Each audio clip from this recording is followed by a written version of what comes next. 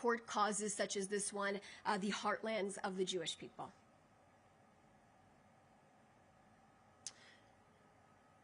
I believe this is actually Emily from Reuters who's asking this question. In recent meetings with visiting senior officials, VP Vance, Witkoff, Kushner, who have come here to discuss the ceasefire and the Trump's 20-point plan, what has been the message from Israeli officials?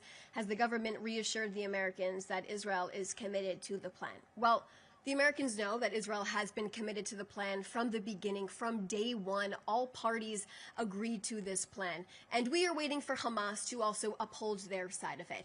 But there, of course, is optimism. We want this plan to work out. We are hoping that the rest of our deceased hostages will be returned home. We are demanding for the remains of our 13 deceased hostages and are expecting Hamas to deliver on that, to bring home the rest of our remaining hostages that they committed to. Remember, under the 20-point plan, 48 hostages, all of our 48 hostages are expected to be released. There are 13 deceased hostages that have not come home yet, and we are expecting and demanding, as I've said over and over again the last few days during this week, for them to be returned.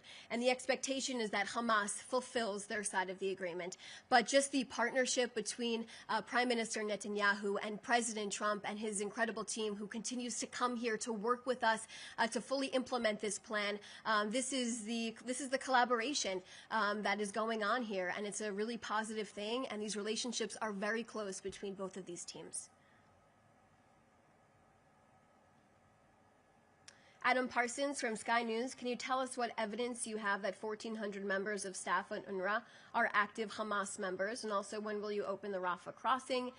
So in terms of the UNRWA, all of the details just some of the details actually that I laid out for you, a lot of this was obtained through intelligence and from documents the IDF have been able to put out. And this is exactly what we have been saying for the last 2 years.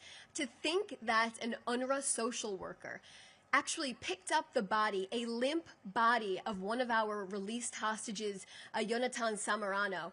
Can you imagine a social worker doing such a thing, putting it into the back of a pickup truck? This surveillance video is actually online, and I suggest that media outlets can pull it and run it in their packages and in their newscasts today, because this was an UNRWA employee that did this, picking up a limp body of a man who was murdered by terrorists, who was fleeing. He was killed outside of Kibbutz Be'eri, thrown into the back of a truck, and his body kidnapped into the Gaza Strip. That is UNRWA for you. That is a social worker of UNRWA. So please make sure all of that gets inside of your story today. It's just one of the horrific examples of the infiltration by Hamas into a United Nations organization here. In terms of the Rafah crossing, it is closed right now. But like I said, and I hope all media outlets are listening to me right now, there are hundreds of trucks of aid that are going into the Gaza Strip. I continue to hear this lie and fabrication inside of the media. Why is there no aid going into the Gaza Strip? There is aid going into the Gaza Strip on a daily basis. Thousands of trucks are entering the Gaza Strip on a weekly basis. Okay, so those are the questions that I see right here.